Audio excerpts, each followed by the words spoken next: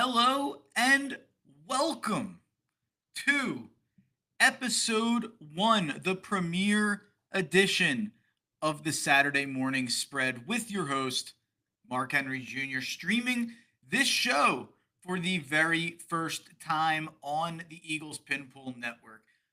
But if you follow the network, this is not the first time you've seen me on the network. I've done 203 episodes with Shane Half over on Chalk Talk, which is a part of the network and the podcast feed. And I'm excited to bring my personal show over here to do whatever I want, whenever I want, however I want. And here we are starting right here at 8 a.m. So we're going to rise and shine every Saturday at 8 a.m.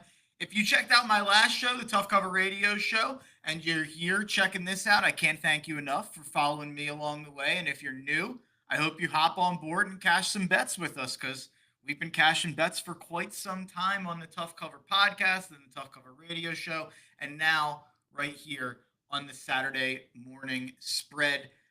If you've followed my show before, you know I break down the whole college football and NFL slate and give you all of my picks with the details, with the stats, with my feelings, with my confidence level, and full transparency. And I'll tell you exactly how many units I'll be playing on it. I'm not someone who just tweets out their 40 to 1 parlay winner out at the end of the day. Every bet I make for the football weekend, I'll be giving out right here, 8 a.m. every Saturday. And that's another nice thing. I used to do this thing from 11 to 1. I'd miss all of college game day. I'd miss the start of the noon action. So I decided to bump it up and get this show and the picks out to the people as quickly as possible on Saturday morning. And another thing, this is not just a football show. I know this is the Eagles Pinpool Network. You see, I've got the Eagles hat on here. Sadly, I've got the Notre Dame hoodie on. We'll get to that a little bit later. I'm a huge football guy. I've got NFL in my handle. Football is my number one thing, absolutely. But this is a little bit of a variety show. We're going to be talking more things than just football. We'll be talking all things NBA with great guests from that. All things college basketball with great guests from that. All things MLB when the time comes, especially with Red October around the corner. And that brings me to another point. We'll be bringing on my wacky crew of characters and friends that I have had on my show before, and some that I maybe have not been contractually allowed to have on my show before. But coming up at 9 a.m., we have a frequent tough cover guest who it only felt right to have on as the inaugural Saturday morning spread guest. It is our fearless leader at Eagles Pinpool, my Chalk Talk co-host, Shane Half. We're going to be breaking down some week two action in the NFL. We're going to be touching on the Eagles game, obviously at 1 o'clock against the Los Angeles Rams, and all the other games that might have us excited, especially here for week two of the NFL. But or week three. What am I talking about? Week two. We just broke down week two on Chalk Talk. We'll preview week three coming up in the NFL. Coming up on October 4th, the first day of the NLDS, we have my guy Jack Fritz coming on the show for the first time. Been a long time friend of mine, long time Twitter pal, but he was not allowed to come on the show before with some rules that are out there with radio stuff. So I'm extremely excited. One of the most exciting things about this is being able to have him on, especially on a special Phillies playoff day, which will be game one of the NLDS. Assuming all things go right and they clinch the bye, I think we're pretty darn close at this point. But we'll also have my guy Trilbro Dude on for sure once the slop starts to get going in the NBA. And of course, I hope to have a lot of my former guests on from the station, especially my guy Sean Bernard, my former co-host, who is the absolute man. Everybody should keep following him. Check out everything he does as well. My guys Luke, Beef, McClay, Tansy, Roy, Bacone, Sam, and plenty of others. Hopefully, we can get some of my Barstool friends to join us. Rico Bosco, Brandon Walker, Big Ev, Chris Clemmer, all guys who we've had on in the past. Stephen Shea was a guy we've had on in the past.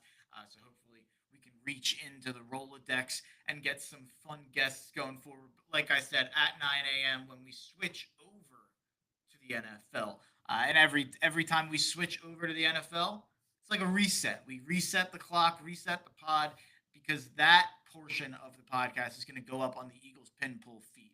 just that NFL half hour, 45 minutes, hour, whatever it happens to be.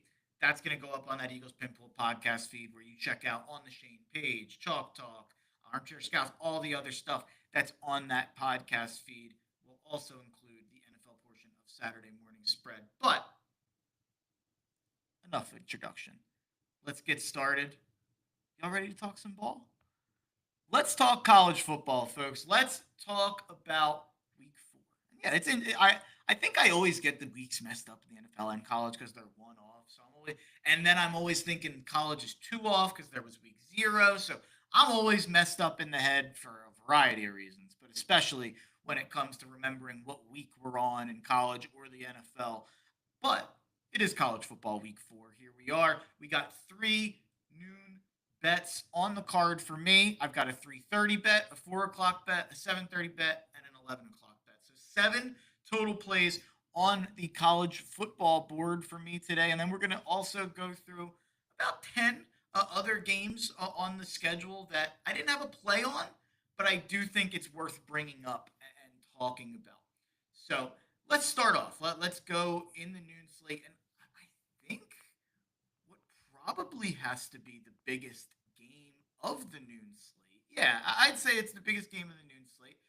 It's the big noon kickoff. It is on Fox, Utah, Texas Tech. It is at Utah. The winner of this game will be locked in as the favorite and the cream of the crop of the Big 12.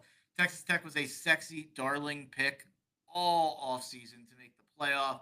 Texas Tech backed up the truck, reportedly spent upwards of $28 million to beef up that roster. For lack of a better term, they really spent a lot on that defensive and offensive line. So it is a lot of beef that they spent those millions on. And yeah, they've looked good. The Red Raiders have looked good. There's no way of denying that. They're outscoring their opponents, I think, by a combined, 100 something points.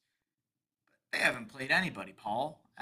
If I'm buying stock on any Big 12 darling that remade itself in its own image this offseason, it's the Utah Utes. New Mexico transfer Devin Dampier followed his offensive coordinator, Jason Beck, to Salt Lake City. He's looked like the real deal. 628 yards passing, 7 touchdowns, no interceptions, 73% completion percentage. He has been absolutely spectacular in his first season at Utah, transferring over from New Mexico, fully answering the critics who questioned whether or not he could play at this level. The Utes returned all 5 starters up front, including 2 future first-round pick NFL tackles. Spencer Fano might be a top 5 pick for the Utes at left tackle. Utah has been excellent in the red zone this year, cashing in for touchdowns on 15 of 16 red zone possessions thus far. I think a huge part of that is just having a better offensive line than every defensive line they go against. We'll get back to that. On defense, Utah's allowed below a 50% completion percentage and only 134 passing yards per game. I historically trust the Kyle Whittingham defense year in and year out. They had a couple tough years in the last couple years, but I think this is a different Utes team. This is kind of the Utes team that we expected going into the Big 12 last year, maybe even the year before. The Cam Rising mess of the last kind of couple of years, I think, has muddled what should have been better years for Utah into bad years, frankly, or at least down years for the Utah standard. And something that strikes me about Utah, they were not my pick in the offseason. I was kind of stuck between Kansas State and Arizona State, and I have a sleeper Big 12 team that we'll get to. But I looked at Utah. I picked them to go 9-3. I didn't pick them to make the playoff or make the conference championship. But I saw the vision, but I didn't pick them to go all the way. The thing I'm seeing now that you see maybe some warts with Arizona State, obviously Kansas State's a disaster fire, dumpster fire, a disaster and a dumpster fire mixed into one. Baylor's defense probably isn't good enough. Colorado, not that they were up at the top, but they're not in the mix. There's plenty of teams that maybe we expected to be up near the top. Probably doesn't look the same now for the Big 12. And Utah, in the same way that when they were going against the Lincoln Riley USC teams and the Mario Cristobal Oregon teams, and some of those maybe softer Pac 12 teams, Utah kind of became that punch you in the face, tough Pac-12 team where they challenged the narrative of the soft West Coast team. And then once they in the last couple of years they've lost that a little bit, but now you look around the Big 12 and you look at these teams and it does feel a little old school Big 12ish, a little couple of years ago Pac 12ish, where a lot of these teams have good quarterbacks. A lot of these teams throw it all over the yard. Some of them run it all over the yard. I don't know how many of them are tough. I don't know how many of them have good defenses. I don't know how many of them have top 15 picks on the offensive line like the Utah Utes do. So I think there's a chance Utah's kind of starting to establish themselves as that tough team of the Big 12 in the same way that they did in the later stages of the Pac 12. So I think that's what we're expecting to see. That's what I'm expecting to see from Utah. I say we're a lot because I've had multiple people on my show since the start of it. I had Sean Bernard. Before that, I had Jeremy Horwath. Shout out to Jeremy. Plenty of other guys have produced for me. So I always say we because I talked about the tough cover like it was a team. I was proven wrong there, but not against anyone on my team. I love Sean Bernard. I love Jeremy. I loved my team at the tough cover. But I'm not going to say we anymore. It's These are my picks. We're not a we. I'm not a team. I'm a me.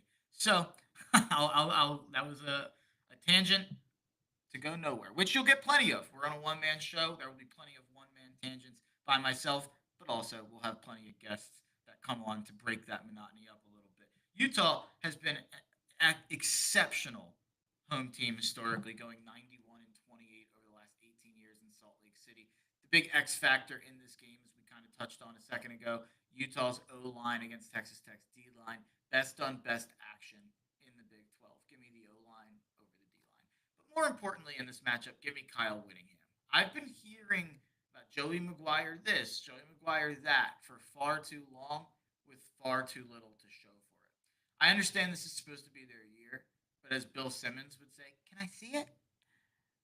Joey McGuire is 26 and 16 at Texas Tech, with last year's 8 and 5 being his best record yet. I'll take the stability and steady hand of Kyle Whittingham, who's 146 and 72 since 2008. If you take out his first few years, the overall record, by the way, is still really impressive at 170 and 86. But I thought that was even more impressive. Let's get to another team in the Big 12. I called this the other day to one of my friends a Big 12 showdown. That's not the case. It's a little bit spiritually Big 12. Anytime I'm seeing teams in Texas, I automatically think Big 12. I grew up with TCU, Texas Tech, all those teams in the Big 12. Texas A&M was in the Big 12. But TCU, SMU should be a Big 12 matchup because SMU is the most Big 12 ACC team that's ever existed. But it's a Big 12 ACC showdown. And give me the Big 12. Give me TCU laying all of those 6.5 points. I'll lay them against SMU. The Horned Frogs have come out blazing behind gunslinger Josh Hoover at quarterback. Hoover has been uber efficient, completing 73% of his passes. The O line for the Horned Frogs has been excellent. They're yet to allow a sack, and they're averaging 7.4 yards per rush. If SMU can't get the ground game going, the offense will be questionable as the offensive line has not held up at all for quarterback Kevin Jennings, who had a great year last year. It's not been quite as good to start this year. Jennings has been effective when given time, but the Horned Frogs rank 32nd nationally in sack rate and are far better than the defensive lines the Mustangs have already allowed sacks to and already struggled against. I think TCU wins this game off the strength of great quarterback play and Josh Hoover, who I think is one of the 5 to 10, maybe 15 best quarterbacks in the country. I really, really like Josh Hoover. I've been a big fan since he starting there at TCU, and I'm still going to ride the Hoover. I need a saying for that. The Hoover blank. Is there an H? The helicopter. The Hoover helicopter. That doesn't sound good. I'll work on it. I'll get back to you guys. But they're gonna do really well off of the strength of the O line, quarterback, being able to run the ball, and playing good defense. So a good football team. All that to say, I think the class of the Big 12 to me is going to be the winner. Or I'll say these three teams. It will be the winner of Arizona State Baylor, the winner of Texas Tech Utah, and then if TCU wins this game, I'm buying all the stock that I've already kind of been talking about buying with TCU officially. Maybe I'll even put in a bet on them to get to the playoff or to win the Big 12. If they win this game and cover this number, I'll start to feel even better about TCU than I already do. And I would argue I'm one of the higher people that there are on TCU in the country. So let's move on to my last play on the noon slate. I've got Arkansas minus 6.5 at Memphis for 2 units. That game is on ABC. By the way, all three bets at noon, 2 unit plays. Utah minus 3, 2 unit play. TCU minus 6.5, 2 unit play. Arkansas minus 6.5, 2 unit play. And another team that I'm betting on primarily because of that offensive line. The Hogs offensive line has exceeded expectations early on. They rank inside the top 20 in line yards, stuff rate, allowed pass blocking. Quarterback Taylon Green leads the nation in total yards, 1,173 total yards, second in QBR. Arkansas may have lost last week to Lane Kiffin and Ole Miss, but Taylon Green ran for 305 yards, threw for, if he ran for that, that'd be crazy. He threw for 305 yards, ran for 115 yards against a better defense in Ole Miss than he will see today in Memphis. The Razorbacks rank first nationally in yards per rush, 13th in yards per pass. The Tigers rank 134th in tackling rate. Give me the Hogs. Woo! Pig Suey. Minus 6.5 at the Memphis Tigers. Weird that they're playing a road game at Memphis, but that game's on ABC. TCU SMU is on ESPN2, and Utah Texas Tech is on Fox. At 3:30, we have my Notre Dame Fighting Irish. I'm laying them, folks. Give me all the 24.5 points. Notre Dame minus 24.5 versus Purdue. That's a 1 unit play for me. Last season, Notre Dame defeated Purdue 66-7 in West Lafayette on the road after losing to NIU. Feels like they've had a similar wake-up call this year. The offense certainly hasn't been the problem, and I think they flex their muscles while the defense has something to prove. The Irish rank among the top of the nation in explosive passes and rushes. That has not been a normal thing at Notre Dame.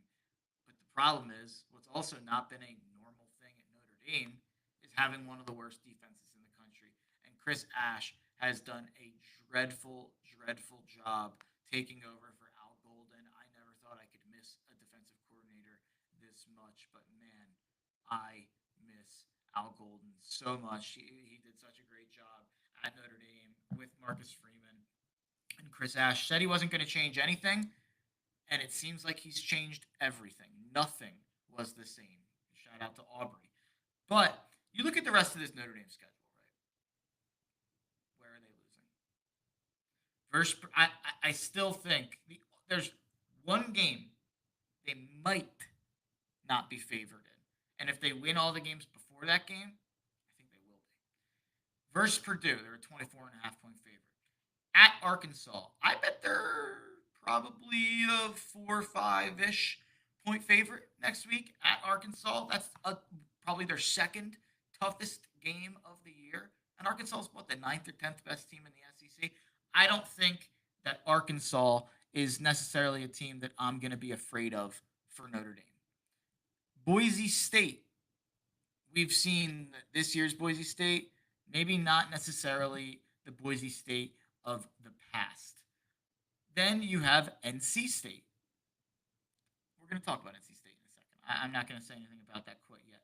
Then you have USC. That could be a tough game. We're going to talk about them when we get to my picks later on in a second. Then you go versus Navy. They're going to win that game. At Pitt, probably their third or fourth toughest game of the year, but they should win that game. Pitt just melted down against West Virginia. Then you have versus Syracuse. Then you have at Stanford. They're going to win the rest of their games. And we're going to have an uncomfortable conversation about a 10-2 Notre Dame that hasn't really beaten anybody. I've been told the mic. So there we go. I'm a little closer to the mic now. Hopefully that gives us a little better audio. But Notre Dame's an interesting conversation. Big Cat has been kind of, I don't know if it's a shtick or trolling or they were joking about it on Pick'em. Rico called it a shtick and Big Cat said it was not a shtick. It's his opinion, yada, yada, yada. He said that Notre Dame's in the same exact spot that they were last year, and he's almost right. There's one thing he's ignoring. He said that Northern Illinois is basically a two-loss, and he's right. And he said that Texas A&M and Miami are almost like half losses, where you put those together, it's like one loss, where neither of those losses are terrible. They're both a 1 point and a 3 point loss. They lost by a combined 4 points against two teams that are now minus money to make the college football playoff. And if they do make the college football playoff, that only helps Notre Dame's argument if they are sitting at 10-2, especially since those games happened, September 13th and the other one in August. So that helps Notre Dame as well. But it's interesting. The difference is last year they beat Texas A&M. And I'm not telling you Texas A&M was a world beater. They were a 9-win SEC team who, going into the last game against Texas, had a chance to win their way into the SEC championship. I don't know if they're going to have that win this year. Unless USC, unless NC State, unless one of these teams pops up and becomes a true opportunity at a quality win, I think they might sneak in, but I think it will almost hurt the brand because of how much negativity it'll bring. People will be so mad if Notre Dame makes the playoffs after winning 10 straight if they haven't really beaten anybody. Everybody talks about the unfair treatment Notre Dame gets. When I argue they got unfair treatment the opposite way last year, where Penn State and another team, Texas, lost the SEC and Big Ten championships, and it didn't matter. They weren't penalized. Notre Dame didn't move up in the rankings. That's a conversation for another day. Speaking of the NC State Wolfpack, at 3:30, NC State, give me +3 at the Dukies for 1 unit on ESPN2.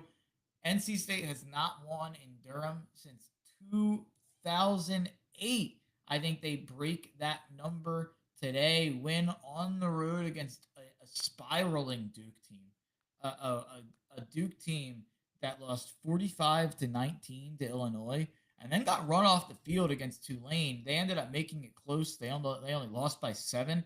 That was not a 7-point loss. They were run off the field early in that game and had a little bit of a comeback later on. And Mentz is putting up big numbers and better numbers probably than CJ Bailey. But I like what I see with CJ Bailey. He's 71% completion percentage, 720 yards passing, 5 touchdowns, 1 pick. He doesn't take sacks. He's super efficient. He doesn't turn the ball over. He's a sophomore, 6'6", big kid. I think CJ Bailey is a really, really interesting player and a prospect for the future. And I'm excited to kind of follow CJ Bailey's track going forward here. So CJ Bailey is why I'm betting NC State. They're sitting here at 3-0. Obviously, haven't really played anybody. They beat East Carolina. They beat Virginia. They beat Wake Forest. None of those teams are bad, but it's not like they played Central Connecticut either, I guess I'd say. Or none of those teams are good, but they aren't the worst, I should say. But give me NC State +2. I think they win the game outright. So a little bit of a sleepy 334 slate in terms of my bets there. There's a couple better games out there on the board that didn't end up on my card. We'll go through them after I get through the rest of my card here. But Notre Dame -24.5 and NC State +3. Only 2 1-unit plays that I have on the whole card, and they both come in that mid slate. So maybe go out for a little brunch, a lunch, a dinner, an early dinner with a spouse or something like that in that mid slate. Stay seated for that noon slate, and then get locked and loaded for that night slate. So at 7:30, we've got one of my second favorite play here of the college football slate, over 59.5 Arizona State Baylor. That's a 3-unit play that is on Fox. Quarterback Sawyer Robertson has been incredible, already accumulating 859 passing yards, 7 touchdowns, 0 interceptions. Baylor's allowing 235 rushing yards per game and hasn't been good against the pass either. This is against an Arizona State offense that is 19th in the country, averaging 232.3 rush yards per game. And Sam Levitt is sitting there ready to throw and run as well. I don't know if a Baylor QB can win the Heisman with one of the worst defenses in the country, while only winning 8-ish games. But maybe Sawyer Robertson can get a New York invite. Maybe if Sam Levitt turns it on, he could be a guy who gets a New York invite. These are two really, really of the best college football quarterbacks. I know Levitt hasn't been great to start the year. He just led Arizona State to the playoff last year. I think he's going to bounce back here and have a huge day. I think this is a huge spot for both these teams, especially Sawyer Robertson, who has a legitimate chance at breaking into at least the discussion for the Heisman. Baylor's fourth in the country in passing yards per game, thanks to Sawyer Robertson, 14th in the country in total yards per game, just overall offensively. And as of 7 a.m., you could still find 59.5 on DraftKings or ESPN. I haven't checked that since then, but 59.5, 60.5, I still like it, but I got it at 59.5. And then that was a pretty pathetic drum roll. I think we do have some media in here for some drum rolls. Is that? I don't know if that's working.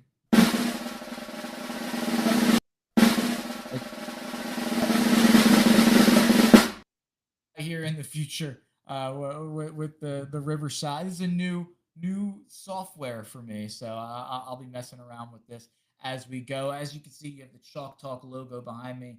That will be eventually a Saturday morning spread or an Eagles pin pull logo that will pull up. But the best bet through the late night, as Kid Cudi would say, at 11 o'clock, give me over 54.5. Michigan State USC. I know USC not in the Pac-12 anymore. I know Michigan State never in the Pac-12. This feels spiritually Pac-12 after dark. That's a beautiful thing that we've lost as a country. So give me the over 54.5 in Michigan State USC. My favorite play, maybe of the entire week. Obviously, everybody knows Jalen Hurts touchdown right behind me. Best value bet in sports. Everybody knows that's my best bet every weekend. But outside of that, my best bet of the entire weekend, over 54.5 in Michigan State USC. I think this number should be around 62, 63, 64, mid to low 60s, and we're getting 54.5. A stat courtesy of one of our pals, Ryan Beef Coyle, who I know I'll have on in the future. Since 2021, when Lincoln Riley took over at USC, they are the best team in the country at hitting the over. 37-18 record, hitting in 67.3% of the games. Michigan State is averaging 35 points per game. The Spartans gave up 40 to Boston College, including 21 points in one quarter with 380 passing yards. A dreadful Spartan secondary goes up against the USC offense that is averaging 55 points per game. Probably not a great combo, especially when you add in that USC is also averaging 604 total yards per game. Like, some of the numbers here for USC are just eye-popping. And I know that they haven't played anybody yet, but even still, I mean, they did play Purdue. It's one of the three games. Purdue's bad, but they are a Big Ten team. Even if they're bad, they're Power 4 bad. You have Jaden Mayava, who's playing some of the best ball in the country. 989 yards, 14.1 yards per attempt, 6 touchdowns, 0 interceptions. Waymond Jordan at running back, 286 yards, running for 7.3 yards per carry. The backup running back is running for 7 yards per carry. The backup is running for 13.8 yards per carry. Their receivers, you have Makai Lemon, 16 catches for 311 yards. You have Jacoby Lane, 9 catches, 239 yards. Those, and then even these other guys, 24.7 yards per catch, 22 yards per catch, 26.7 yards per catch. All of their biggest players are making huge, game-changing, field-turning plays on a regular basis. Their kicker, not to be, we're diving into the kickers. Kicker's been perfect so far this year for USC. The USC numbers offensively have been the best in the country, some of the best in the country, if not the best in the country, I should say. But not an unstoppable USC defense as we are accustomed to here, obviously. They gave up 20 to Georgia Southern. They're 98th in the country in passing yards allowed. And you look at Aiden Childs in Michigan State. They're 19-point dogs in this game. I think that's a bit rich for my blood. Aiden Childs has also seemingly taken strides into year 2 here. He has 656 yards with 7 touchdowns and only 1 interception. He's rushed for about 42 yards per game as well, even counting sacks, which I don't know if people that just follow the NFL and kind of briefly follow college football know that. It becomes evident when you're playing NCAA football 25, the video game, because man, taking sacks kills your quarterback's chances of rushing, trying to rush for 1,000 yards, or trying to rush for a lot of yards. Even still, Aiden Childs running for 42 yards per game, a good number there. He can make plays happen with his legs, certainly. And when Childs was bad last year, it wasn't because he couldn't move the ball and couldn't throw, couldn't run. It's because he would make boneheaded turnover plays that would completely flip the field. Not necessarily the worst thing for the over if that trait rears its ugly head for the Michigan State Spartans here. I thought about taking the USC team total over at 37.5. I've seen that that's kind of a sharp play. Some of the experts out there that I've seen write some stuff up at that number. But like I said, I actually don't mind the Spartans to cover this number and maybe keep it closer than like kind of score with USC. I don't think they're going to keep it closer in terms of holding USC and stopping USC. But I don't see USC stopping Michigan State very much. Like I think this could be, 41-34. Like I really do think it's that type of game, maybe 45-30, something like that. If you'd rather go the UFC team total, I think that's a great bet. If you wanted to take Michigan State plus 19, I think that's a solid bet as well. As of 7 a.m., you still could find a 54.5 out on the market for this total. Let's run down those bets real fast here so we can clip this out here and send it out to the people. Real quick, at noon, our 3 plays. We got Utah -3 versus Texas Tech for 2 units. We've got TCU -6.5 versus SMU for 2 units. Arkansas -6.5 at Memphis for 2 units. Notre Dame -24.5 versus Purdue for 1 unit. NC State +3 at Duke for 1 unit. At 7:30, we've got over 59.5 in Arizona State Baylor. And at 11 o'clock, the best bet, we've got over 54.5 in Michigan State USC, the Trojan War. Let's run down some games that did not make it on my card, but 7 or 10 games that I think are at least relevant to bring up and talk about today.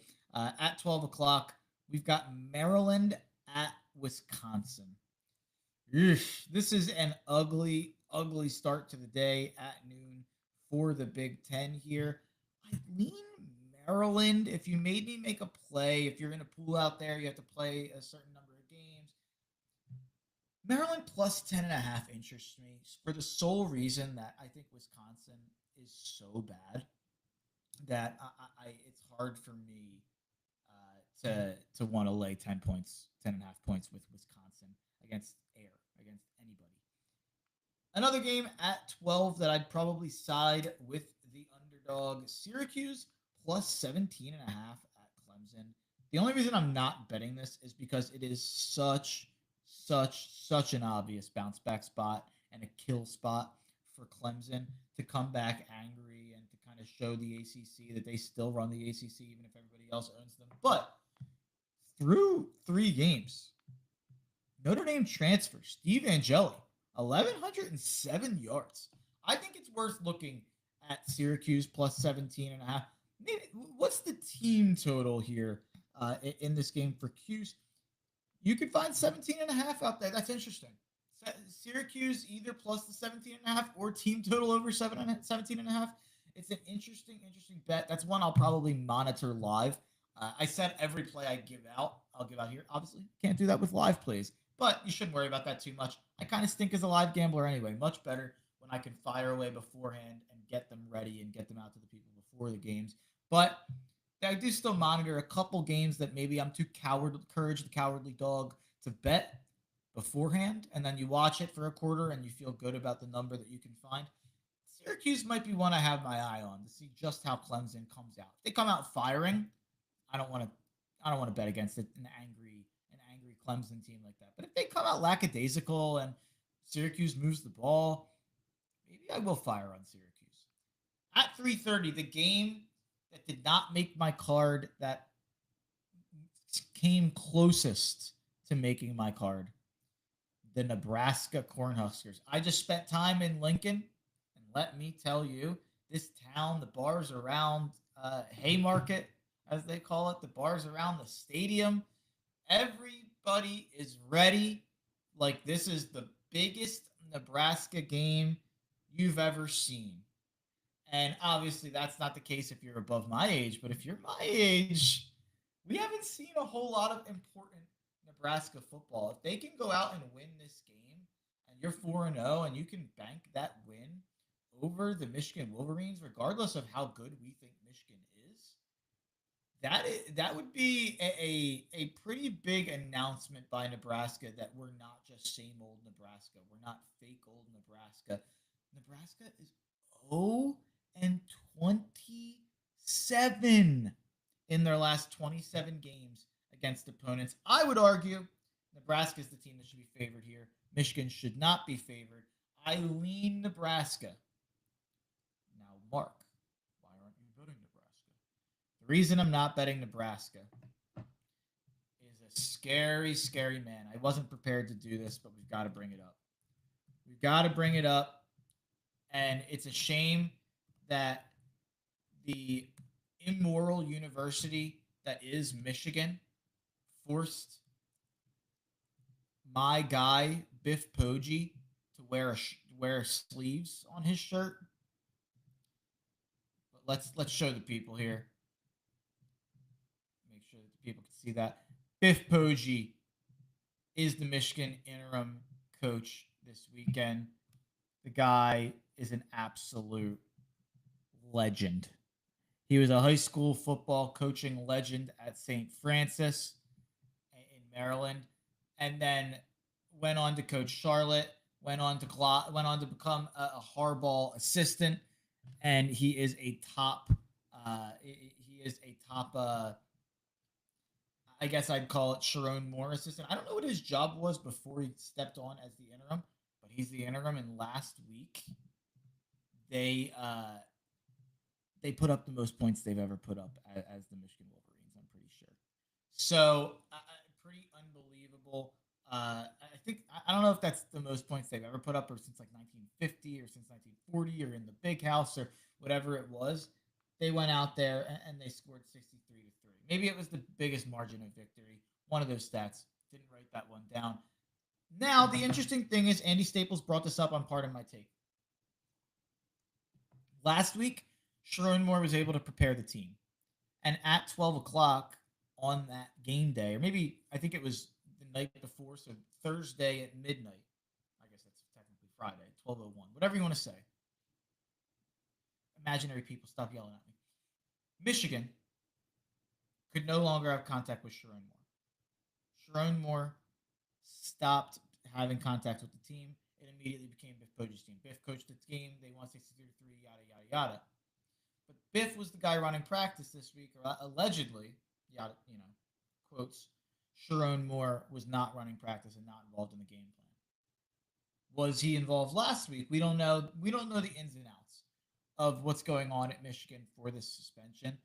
And I'm scared. What if Biff Poggi was just a guy who could get the guys going, but wasn't a guy who could maybe prepare them for the week, maybe prepared them too hard. Maybe they're excited after last week. But I think there's also a chance Bryce Underwood just got unleashed as a runner, and Michigan figured out that another level to the offense that they can run. I think Nebraska's the better team. I think Matt Rule's probably the better coach. I think the Nebraska has the better defense, as we saw Oklahoma kind of shred that Michigan defense a bit at times. But I'm too afraid to plunk down the money and bet on the Cornhuskers. Next game at 3:30, Auburn at Oklahoma. Oklahoma 7.5 point favorite. If that number was 5.5, 6, maybe even 6.5, just under a touchdown, I think that would have ended up on my card. 7.5, just a bit outside, just a bit too rich for my blood. And then you got Tulane at Ole Miss. Tulane plus 12.5 at Ole Miss would be my lean on that game. But I don't want to lean on Lane. I think Lane is a guy who, when he can win by a lot, he does, and he usually puts it on him. He hasn't been doing it this year quite as much, but Tulane might not be Arkansas. Tulane might not be the other team that they played, who I'm already forgetting. Ole Miss. Did they play? Ole Miss played another tough team, as I'm talking to myself here. Kentucky, not a tough team, but they didn't put it on Kentucky. They only won by a touchdown when they were favored by 8.5. Uh, I think there's a chance that Lane wants a blowout here. And maybe there's a chance I'm underestimating Tulane. Tulane might just be the best G5 team in the country. Tulane, with a good performance here and winning out, is probably the G5 playoff team. But I'm always skeptical, just like I was with Arkansas, betting Arkansas -6.5 against Memphis. I'm always skeptical of these G5 teams stepping up to play in the SEC. I think it's a little different when they step up to play Big 12 ACC teams or maybe even down Big 10 teams. But when it comes to the SEC, I feel like it usually doesn't go well. I don't really have the stats to support that argument. I'm sure they are out there. I just didn't look for them. An interesting game at 3:30. North Carolina at UCF. Scott Frost and UCF favored by 7 points here.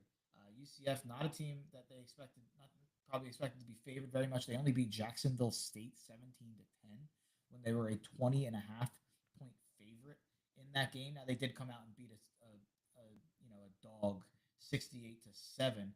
North Carolina coming off 20-3 win at Charlotte and a 41-6 win against Richmond, two absolute cupcakes.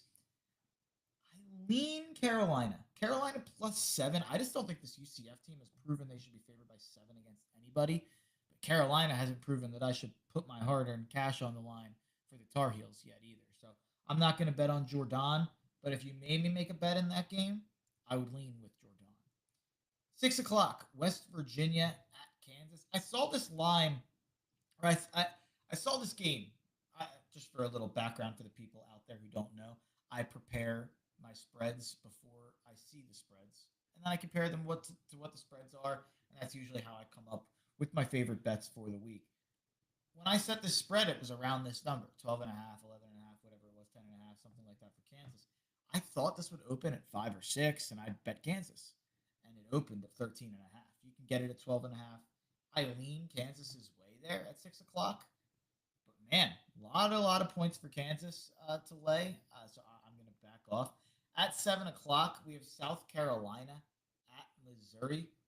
This spread here on this game has obviously bounced around due to injuries. Lenoris Sellers is. Let's check the update on Lenoris Sellers. This is bad radio, folks. I'm not on the radio. Bad podcasting.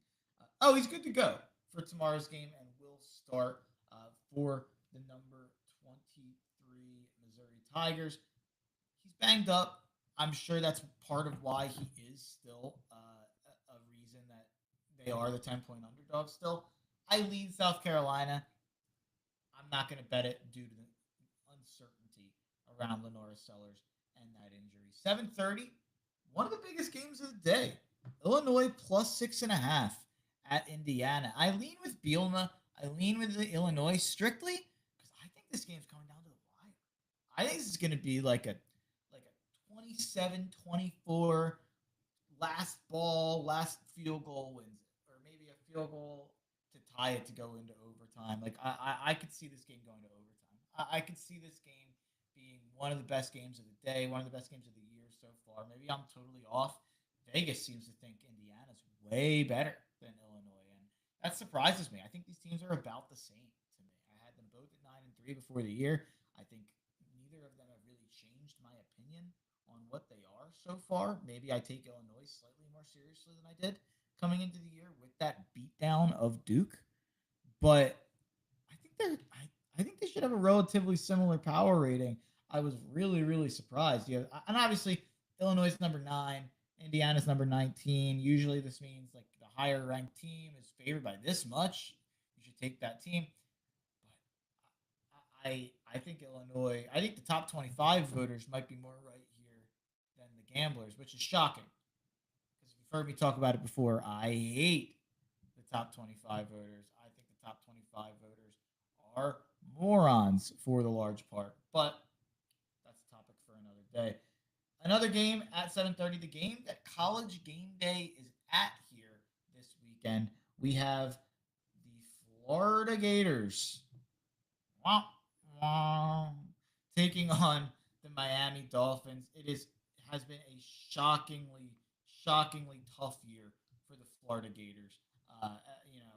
and we knew what their schedule was going to be. We did not know that they were going to struggle with USF and that they were going to lose to USF, which means that they start 1-2 here. We're in a trust tree, right?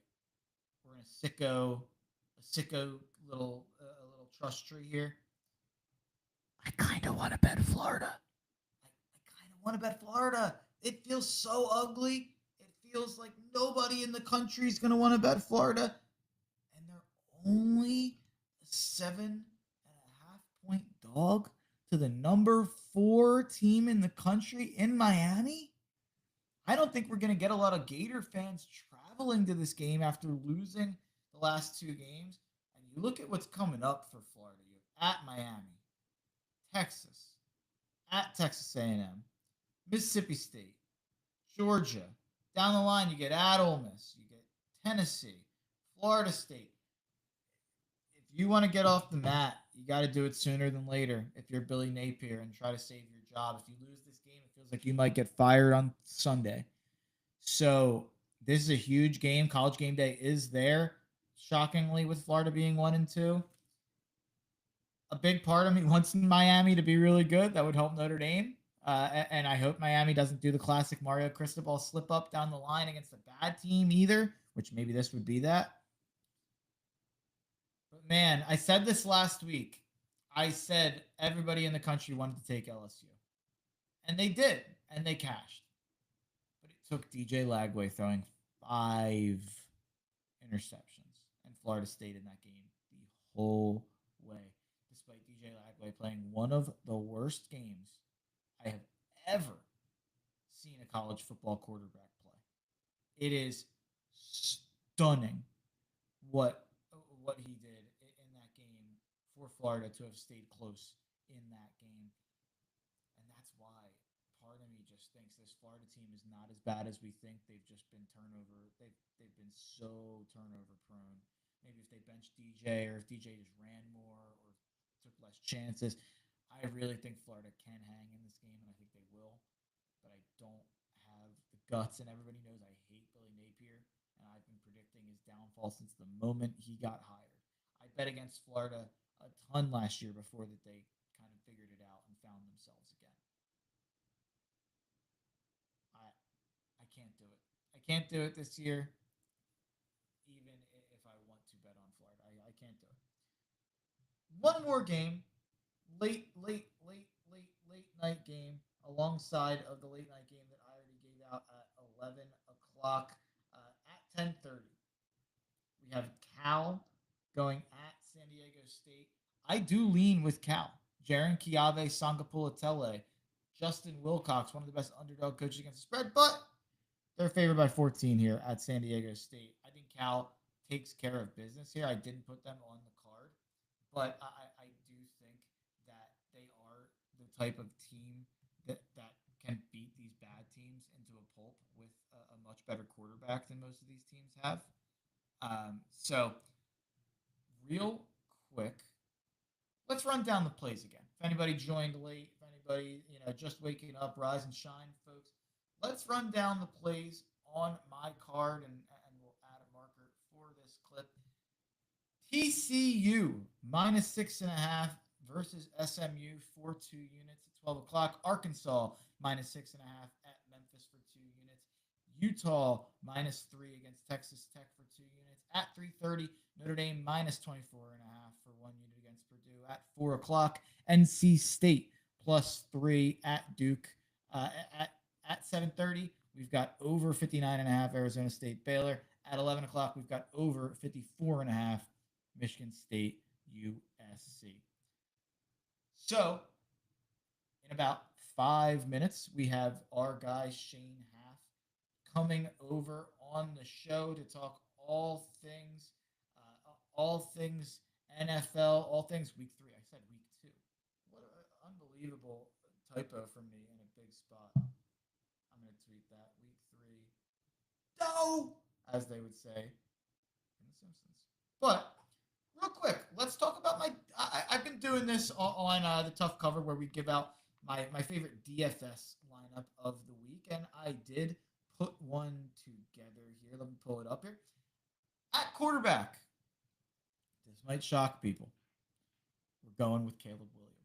Caleb Williams is being ranked as the number 7 quarterback of the week on ESPN Fantasy by their expert rankers. He is going against the number 31 defense against fantasy quarterbacks in the Dallas Cowboys. They are out. They allow the second most points in the NFL to fantasy quarterbacks. Last week, we saw Russell Wilson go absolutely bonkers. Just insane what Russell Wilson did after looking inept against a not special Commanders defense in week 1. So at running back, we're going with Travis Etienne at 5,900. He's averaging 19.3 fantasy points per game.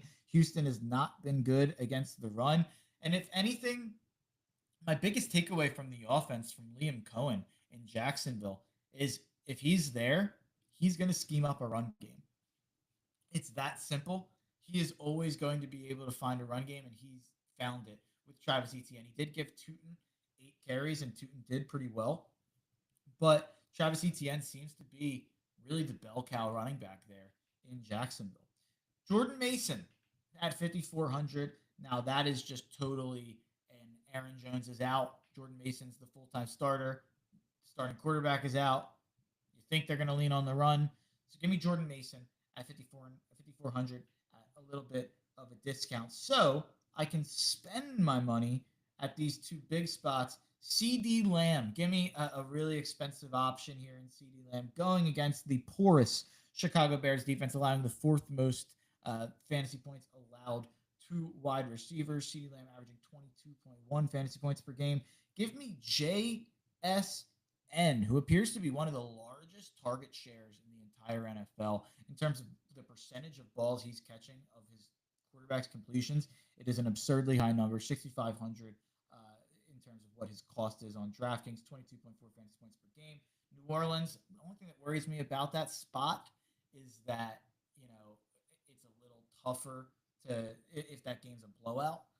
But New Orleans has hung tough in a couple games, so let's see. Maybe they force Seattle to keep it in the air. At $5,600, give me Jacoby Myers, 15.3 fantasy points per game. I expect Geno to have a bounce back day. At 5,300, I think this is the steal of the DFS week. Rome Odunze going against the Dallas Cowboys, who will allow the second most fantasy points to wide receivers. He's only $5,300 right now. He performed like a wide receiver 1 last week. I think he might just be a top 15 to 20 wide receiver going forward. So I'm all in on Rome Odunze. At tight end, give me Tyler Warren, $4,400, 13.4 fantasy points per game. Tennessee, not a good defense. Keep it simple, stupid. I thought it was a very good value for where it was. At 3,100, give me the San Francisco 49ers, 7 points per game so far. They're going against Arizona, who's middle of the pack in that. But we all know Kyler Murray can give it away sometimes. He can have some kind of disaster games. And we could see that today, or tomorrow, I should say, with a San Francisco defense. So to run that down one more time, Caleb Williams, Travis Etienne, Jordan Mason, CeeDee Lamb, Jacoby Myers, Rome Odunze, Tyler Warren, JSN, and the San Francisco 49ers defense. That would be my DFS lineup for the week. And if you're out there and you've got any of those guys in your lineup, you're probably not thinking about benching them, but you should feel good. I guess you might be with Caleb, but you should feel good about all those options. You feel good about San Fran as your defense. Don't go to the waiver wire. You're all good, brother.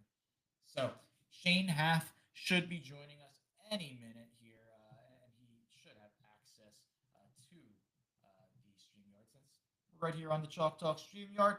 But we've got an interesting NFL slate here, and to me, it seems like they've done a better job than last week. Last week we only had 3 4 o'clock games. This week we have 4 4 o'clock games. I think it should be more like give me like 5 or 6 4 o'clock games. Divide it up. Stop giving me 9, 10, 1 o'clocks. It's insane. All right, there we go. We've got our guy Shane in the lobby. Bang, there we go. Our guy Shane. Shane, how we doing? Doing good, Mark. How about you? I can't hear Shane. That might be on my end though. Test.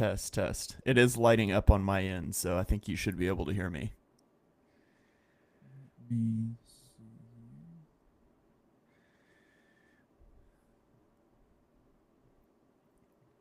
This will be edited out, by the way, for the people out there for the podcast. But let me see Here. what's going on. I'm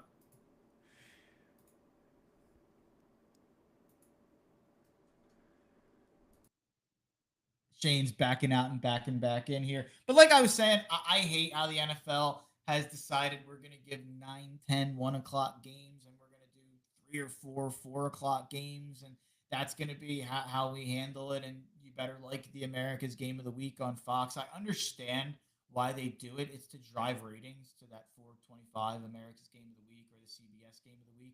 Shane Half? Still no sound on my end. I don't know if people out there or if anyone wants to comment along and tell me if they can hear Shane. But let me see if it's anything on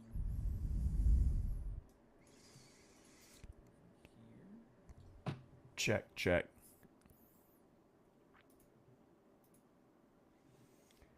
Mic check. Testing. 1, 2, 3. One more try. Testing. That was on me. That was on Okay. me, folks. I think you heard Shane the whole time. So we're still getting the hang of things. I don't know what that was from my laptop. I had to go into a different setting than normal for some audio stuff there, but we're still learning, folks. Episode 1 here. We got through an hour with no technical difficulties. We were bound. We were bound for a brief hiccup, but let's do this. Welcome back to Saturday Morning Spread right here, episode 1. It is the NFL portion. You heard the last hour, our college football picks. Now for the next 30, 40 hour, whatever it is, we're going to give you our NFL picks preview week 3. I tweeted out week 2. I'm all out of sorts here. Week 3 in the NFL. We're going to preview that, and we're going to talk about our favorite games. And we're going to upload this to the podcast feed, not just to the YouTube, not just to Twitter. So let's get it started, Shane. We have our guy here at Shane Half NFL, my co-host on Chalk Talk. Shane, how we doing? Doing good, Mark. Always excited for another week of the NFL season. I know college is a big thing for you. It's something I watch a little more casually, but always excited to talk more NFL football. Absolutely. And we felt like the first guest here had to be the Mr. Eagles Pinpool himself, had to be our guy Shane Half, and bring him on to talk some NFL. And Shane, I was just talking, we won't talk too much about this. I think I think we've talked about this before and you're on the same side as me. I cannot stand that there's only 3 or 4 o'clock games on, and it's 3 is a nightmare. 4 is like, okay, there's enough going on that I can be entertained, but 3 is a joke. Why can't we just have like 6 at 4 o'clock, 6 at 1 o'clock, maybe even 2 at Monday night, 2, whatever it is. I hate the way we've decided at least like half of every slate, if not more, has to be at 1 o'clock. Do you agree with me there? Yeah, absolutely. I don't love the dual Monday night games, but it's because they play them one after another, and I'm never going to stay up that late. But yeah, just split it in half. Like, give me a game of the week on Sunday night, and then split everything else between the early and the afternoon slate on Sundays. Just let me choose what I want to watch instead of packing it all in at one. Yeah, I totally agree with you there. And let's get it started.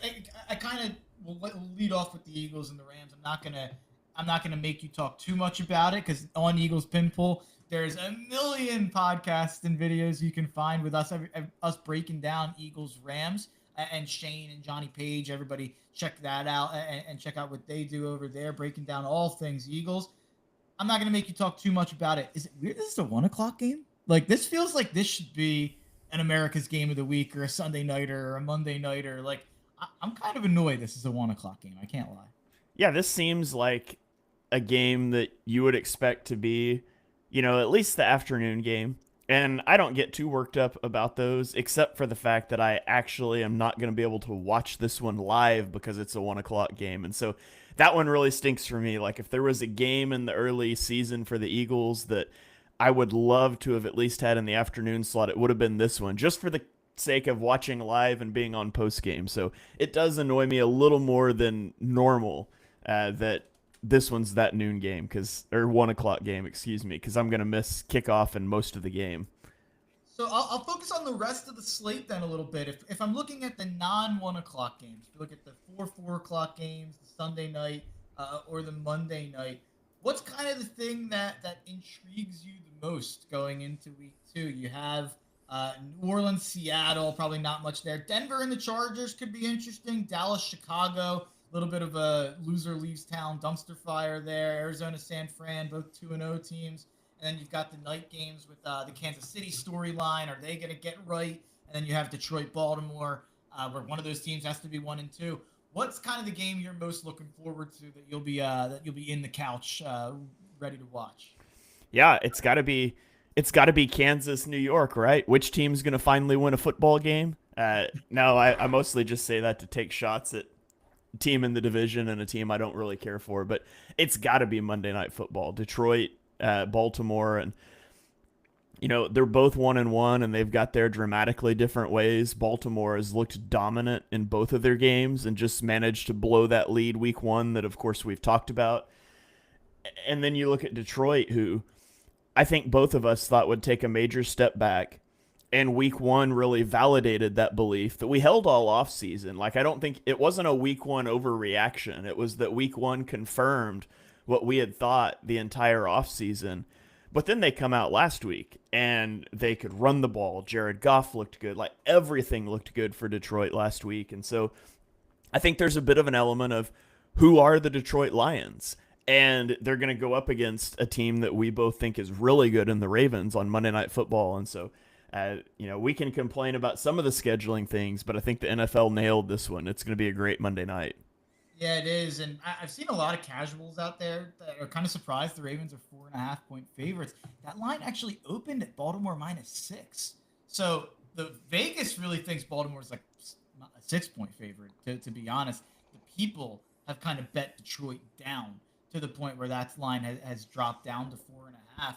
Are you surprised that Vegas looks at this and thinks there's that big of a gap? Or do you think that's them kind of being like, we're not going to overreact to week 2, I guess. I think that even their win total was 9.5, 10.5. So there was some potential regression baked in to what Vegas thought they'd be in the offseason. And I guess Vegas just isn't just throwing that all away because they put up 52 points in week 2. Is that fair to say? Yeah, I feel like there's probably an element of the Ravens have looked really good. Like, they've looked like a buzzsaw. This is probably a bigger spread if the Ravens don't just lose their minds for the last 5 minutes of week 1 against the Bills. And obviously you can't do that. And I would assume Lions fans are pouring money on the Lions side of this thing after last week, and they're kind of rejuvenated in that. But I'm not really surprised. Early season lines can be really weird.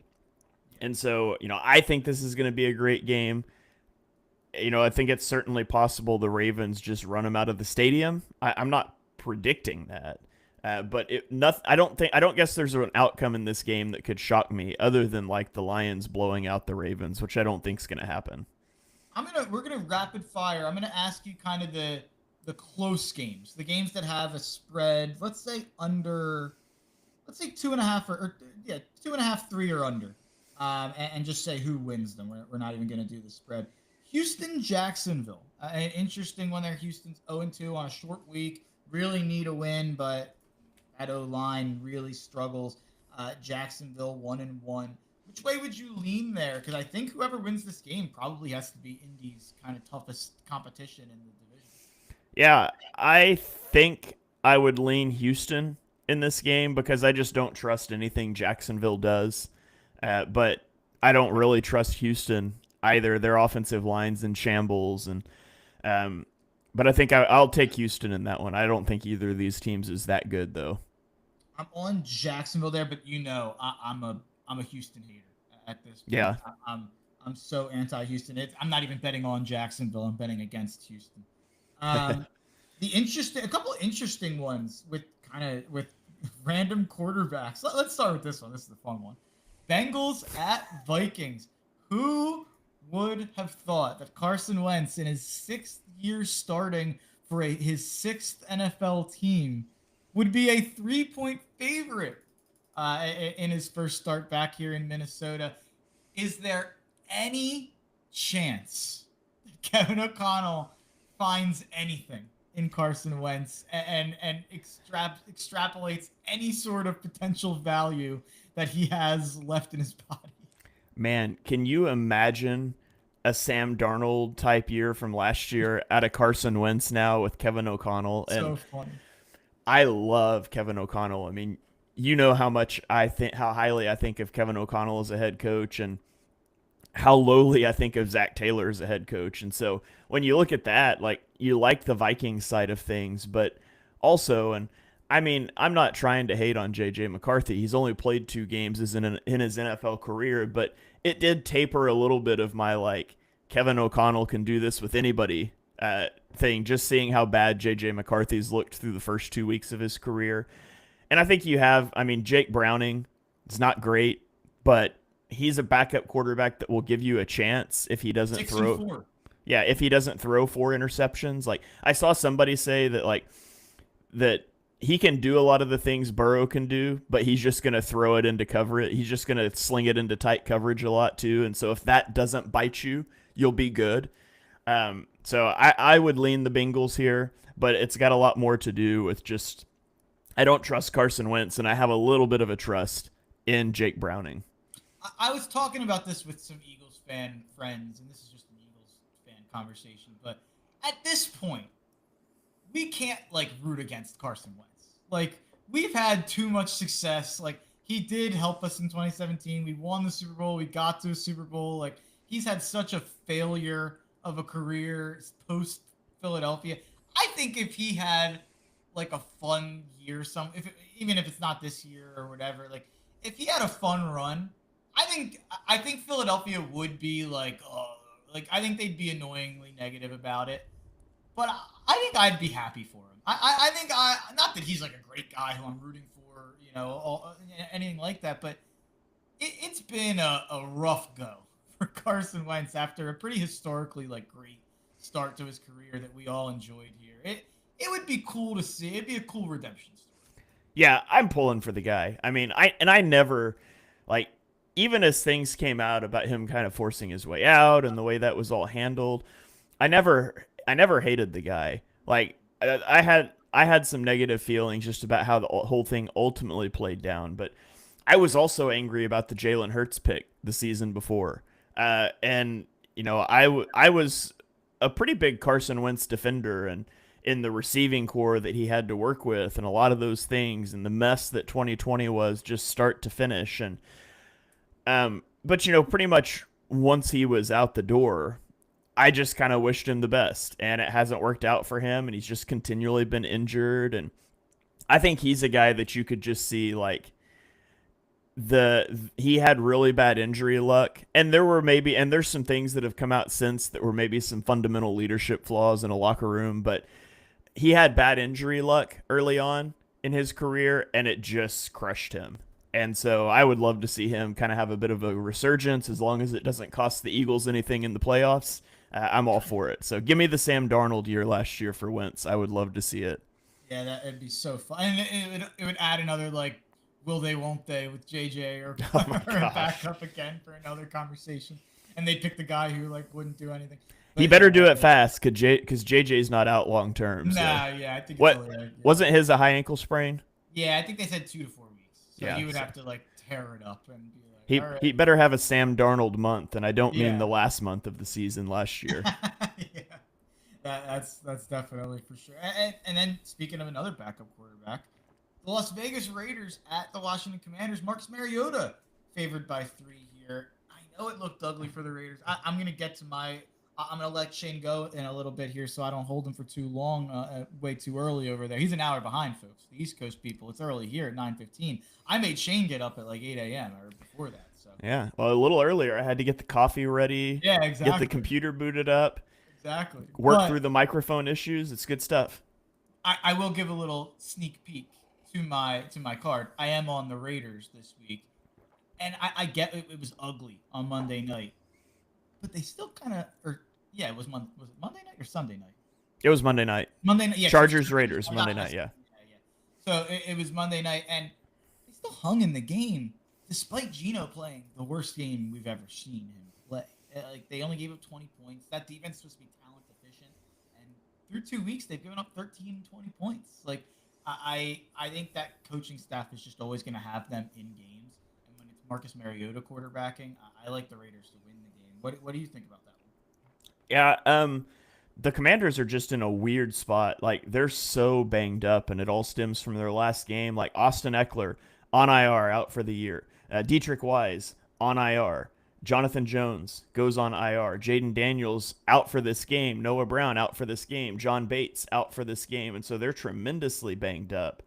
I have a really bad taste in my mouth about the Raiders right now through 2 weeks. And some of that is anchored to drafting Ashton Genty #1 in my fantasy league, which is why I don't like fantasy football, because it makes me feel things that aren't necessarily just totally football based. But the Raiders, you have to feel like their O-line's been a train wreck. And I don't know if they figured that out necessarily, but you do feel like Chip Kelly is going to get some things rolling offensively. I still think Geno is...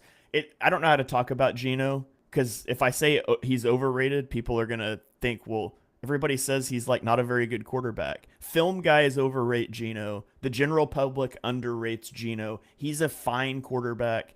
And I just think they've got a lot of weapons. Is Brock Bowers back for them this week? Yeah, I've said this before with on Chalk Talk, where Chalk Talk is the official podcast of Geno centrists. We are the only people in the country who are not weird about Geno Smith. He's good. He's pretty good. He's fine. And he can be bad sometimes, but he's fine. We're the libertarians of the Geno Smith discussion. We are directly smack dab in the middle on Geno Smith. But you're right. They make it on Heed the Call. They call it the football cognoscenti. How they like to act like Geno's a top 10 guy. Uh-huh.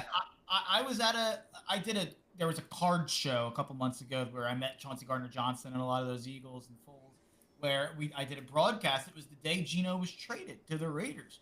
And I was like, we were going through the list of quarterbacks, and I was saying who I think Geno's better than. And I named Kyler. And the crowd acted like I said Patrick Mahomes. They were like, no, Geno's not better than Kyler. And I was like, what?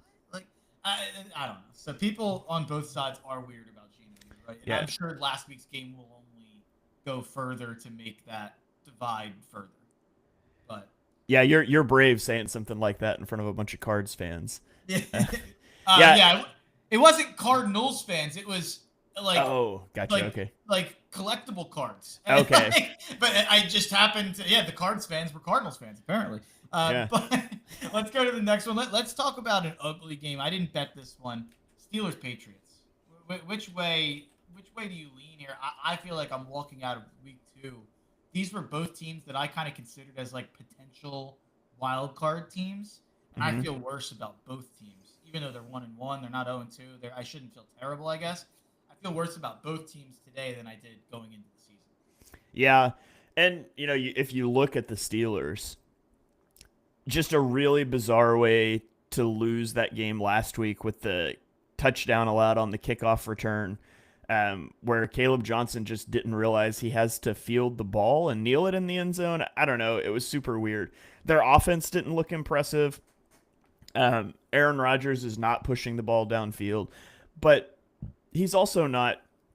I would say Rodgers hasn't looked as bad as he did in New York, but he hasn't looked like the Rodgers of old, and I'm just not sure that's there. The more concerning thing to me is the Steelers defense, which has been so good for so long and has just not been as good this season. That said, I like Drake May a lot. I just think the Patriots still don't have a lot of weapons. You got Christian Gonzalez is maybe coming back for this game. He's awesome if he could just stay healthy. He might have the J.C. Horn career arc where it's like, man, I think he's really good. He just never plays, so I'm not sure. So that Christian Gonzalez DK Metcalf matchup is going to be huge, assuming Christian Gonzalez is going to play. And that one probably decides the game ultimately. But I'll take the Steelers in this one. And then our last 3 here, The 4 o'clock games: Denver at the Chargers. This line's bumped up to 3. I got it at 2.5 early. You know how I feel about Denver. I think there's a lot of regression coming to the mean there, especially when they play good quarterback play like Justin Herbert. But I didn't counter in that maybe they'd give up 29 points and 1 billion yards to Daniel Jones and the Colts. So here they are at 1-1. I know it's kind of a chalky play. The Chargers are 2-0. Everybody's picking them as kind of the team that now is elevating into that top tier. I like the Chargers to handle business here. Chargers -2.5. And I guess I think I know where you're going to go, but I guess my bigger question to you is: we both considered the Chargers a contender this offseason, and then Rashawn Slater got hurt, and we both kind of thought that's it for contendership. Is it possible? And by the way, the O-line's been a problem. Like, even with the 2-0 start, even with 2 really impressive wins, the problem on the team is the offensive line, especially in run blocking. They're really not blocking for the run well. And is it possible that this is? But even with that O-line struggles, we've heard people elevating them with the Ravens and Bills. Is it possible we overreacted and they can get to that level with the Ravens and the Bills? Or are these offensive line problems we've seen early, kind of, even though they are 2-0, the reason that we kind of axed them anyway? Yeah, I think it's hard to really assess that out right now. Obviously 2-0, and we both really liked him, and just the concern was with Slater going, because that was going to be such a big part of their identity as a team, is just having this awesome, offensive line. And Joe Alt has lived up to that. I mean, Joe Alt's been really good this season. He's allowed 1 pressure through 2 games, which is just kind of insane when you think about it. But you look at Trey Pipkins. We've kind of known Trey Pipkins struggles a bit. That's why they've tried to, build around that offensive line. And I just think it's funny that they come in to the season after spending the not the number 1 overall pick, their first round draft pick on a running back, and they have the highest pass rate over expectation in the NFL right now at plus 12%. They're playing like 2020 football, when nobody knew how to stop the pass, before teams started going to split field coverages again all the time. And I think they're going to continue to air it out. And, the Broncos have probably the best corner in the league, but they don't have 2 or 3 of them. And so I feel pretty good about the Chargers in this one. And with the Broncos, I started to have doubts about my initial position on Bo Nix, who I did not like coming out in the draft. And I thought after his rookie season, like, man, maybe I was wrong on that. He's kind of proved me wrong. And it just hasn't been that great this year. But the real thing is that their defense also hasn't been what I expected. I expected their defense to be really good like they were last year. And so I think the Broncos might be in for a bit of a rougher season. And I think the Chargers move to 3-0. Bo Nix stat that you'll like this. The Broncos are throwing at a 57% clip, which is actually a little bit above league average this year. But they're averaging just 5.5 yards per attempt, which ranks 25th in the NFL. So if you're passing that much and still averaging that low of a yard per attempt number is yikes. And the Chargers also forced like the most checkdowns in the sport. Apparently, they're the top graded team in coverage so far through 2 weeks. So Jesse Minter, future head coach, I think it appears. It looks like that DC is going to be a rising star this year. And then our 2 more. Dallas, Chicago. Give me rapid fire. Dallas, Chicago, gross. I mean, I guess I'll take Dallas because I trust their quarterback a lot more, but gross. I'm taking Chicago because nobody wants to take Chicago. Everybody wants to bet Dallas, and Vegas still has this as basically a pick 'em. So I'm going with Chicago. Arizona at San Fran. We'll finish it off on that. This game, interesting. And Shane said something that made me think a little bit on Chalk Talk this week. You said at this point, Mac Jones is just a very good backup quarterback. I'm riding with him. I'm riding with Mac. I'm taking the 49ers here. Yeah, I mean, we finally have the pairing that Kyle Shanahan wanted all along. And what draft was that? 2019? Was it the 2019 draft? Yeah, either 2019 or 2020. It's 2019, I think. Something like that. Herbert was 2020. Yeah, 2019. 2021. It was 21. I don't know. Anyways, whatever year it was. Right. Kyle Shanahan wanted Mac Jones. The whole league shamed him out of drafting Mac Jones after trading multiple first-round picks, and it turns out not because Mac Jones has been great, but because of what happened to Trey Lance. Maybe he should have just taken Mac Jones, and they're finally teamed up. I didn't think Mac was great last week, but yeah, I trust the 49ers more than I do the Cardinals in this spot, and I would take I'd take the 49ers in this one. Yeah, I'm right there with you. But Shane, I'm sure we're gonna have you on here plenty on Saturday morning spread, and I'll see you again on Monday to review everything we just talked about on Chalk Talk. Thanks so much for coming on. All right, sounds good. I'll catch you later, Mark. That is Shane Half. You can follow him on Twitter at Shane Half NFL to check out everything he's got going on there. Follow the Patreon with Johnny Page and check out everything going on at Eagles Pinpool. And I got people yelling at me for the college football card. We got Bagel of Truth, long time Mark and Philly rider. Bagel of Truth, great Twitter name. Always yells at me on Saturday mornings for the cards. He's got. I used to wait until 11:30 to tweet it out, so he's got to chill. It's 9:30. The card's out. I just tweeted it out there. For anybody who missed it, TCU -6.5 against SMU for 2 units. Arkansas -6.5 at Memphis for 2 units. Utah -3 versus Texas Tech for 2 units. Notre Dame -24.5 against Purdue for 1 unit. NC State +3 at Duke for 1 unit. Over 59.5 Arizona State Baylor for 3 units. Over 54.5 Michigan State USC is the best bet at 11 o'clock for 5 units. Let's get to the NFL card and talk about all the things, some of which we just talked about with Shane, some of which we did not. I did have a teaser that I tweeted out on Thursday. It was a Bills Packers Seahawks 10-point teaser -125. So I now have basically Packers and Seahawks money lines. So if you're out there, you want to take that, you could probably do like a 6-point teaser. Get the Packers down to -1.5, -2. Get the Seahawks down to -1.5, -2. And I would take that as well. So maybe a Packers-Seahawks 2-team teaser. And let's start with the Packers. The Packers -7.5 at the Cleveland Browns. Matt LaFleur dominates the early part of the season. He's 17-6 against the spread in September, including 8-1 against the spread in true road games. No head coach is better at covering early in the season than LaFleur. The Packers are 17-3 against the spread within their first 3 games of the season since 2019, which is by far the best of any team in the NFL in that stretch. LaFleur has closed as a favorite of 6 points or more 28 times as a coach of the Packers. His teams are 25-3 straight up and 16-12 against the spread.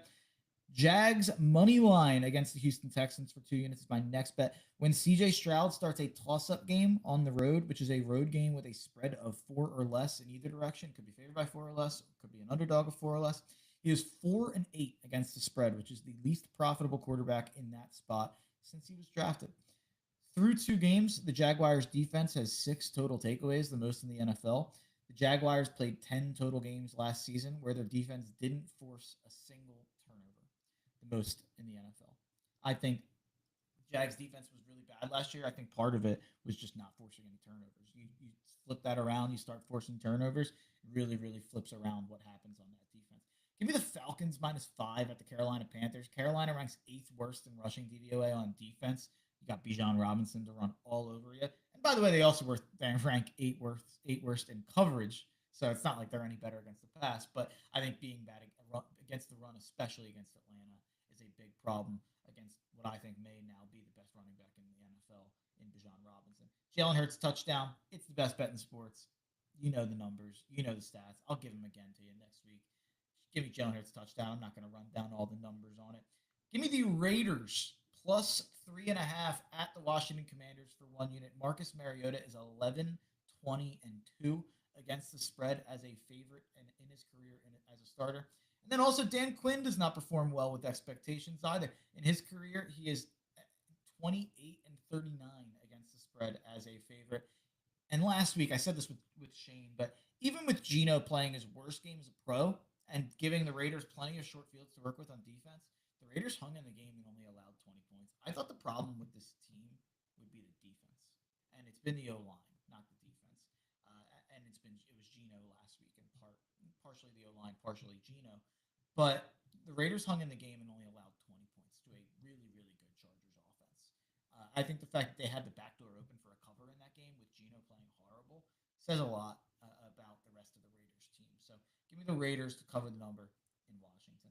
The LA Chargers minus 2.5 against the Denver Broncos. The Chargers have beaten the Broncos both straight up and against the spread in both of the Harbaugh Sean Payton meetings. Nix is 1-5 against the spread and straight up in his last 6.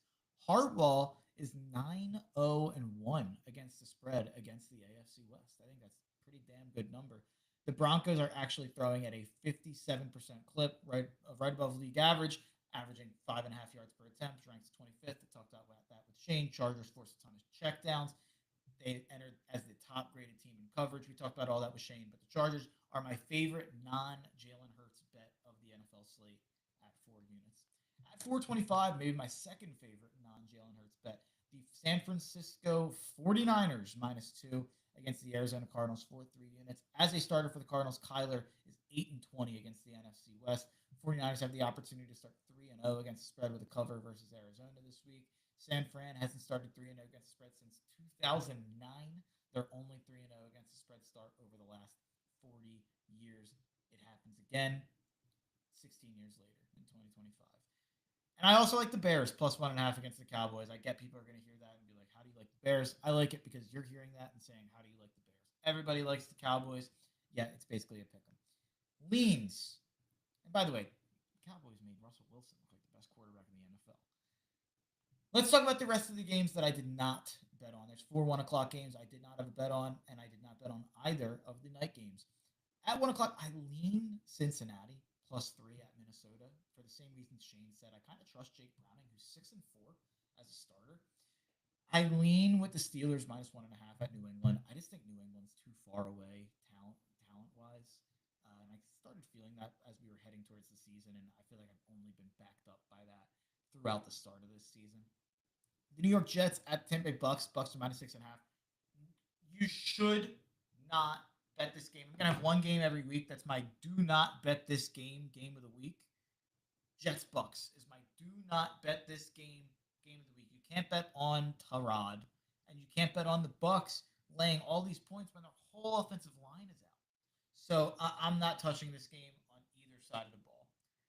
Indianapolis at Tennessee. Give me the Colts minus 4.5 if I was going to take a lean, or if you're in a pool where you have to pick every game. Give me the Colts. I think the Titans are a bad team. I think this Colts defense might be built to beat up on bad quarterbacks. Sunday Night Football, Chiefs at Giants. Chiefs are going to win, but I would probably lean the Giants to cover. I would expect this to probably just be like an annoying 20-17 game, and the Chiefs win somehow.